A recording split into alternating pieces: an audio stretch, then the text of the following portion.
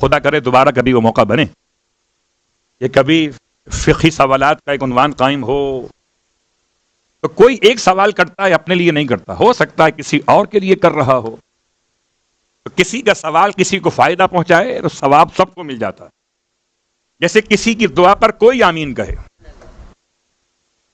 وہاں امام کی خدمت میں آنے والے شخص کا یہ انداز ہے، مکہ مکرمہ ہے، گناہ کبیرہ کا سوال کیا، کسی انسان سے بڑا گناہ کبیرہ ہو گیا۔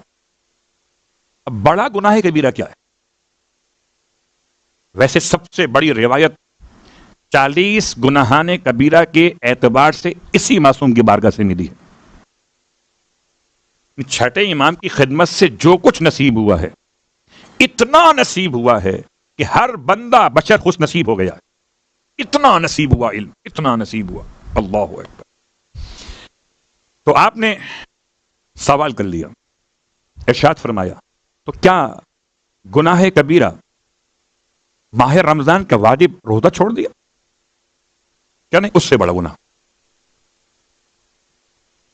میں روایت کی ترتیب پڑھ رہا ہوں، بالکل جیسے اللہ کے حبیب کے الفاظ تھے نا، وہ ایک جوان کا دم نکل رہا ہے، کلمہ نہیں پڑھ رہا، تو اللہ کے حبیب نے 4 سوال کیے۔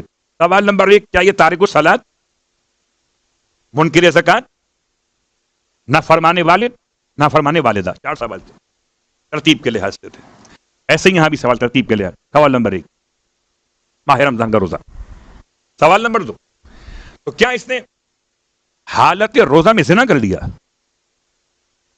کیا اس سے بڑا گناہ ہے؟ اور میں کیا کسی انسان کا قتل کیا ہے اس نے؟ کیا اس سے بڑا گناہ ہے؟ امام نے ارشاد فرمایا اگر اس سے بھی بڑا گناہ ہے، تو اگر وہ شیعان علی میں سے ہے تو اسے چاہیے کعبے میں آ کر خدا سے عہد کرے کہ آئندہ نہیں کروں گا۔ اللہ اکبر۔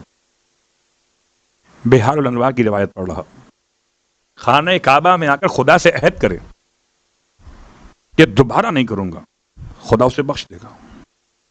اور اگر شیعان علی میں سے نہیں تو اس کا کیا تعلق بخشے جانے سے؟ صلوات پڑھے محمد وآل محمد۔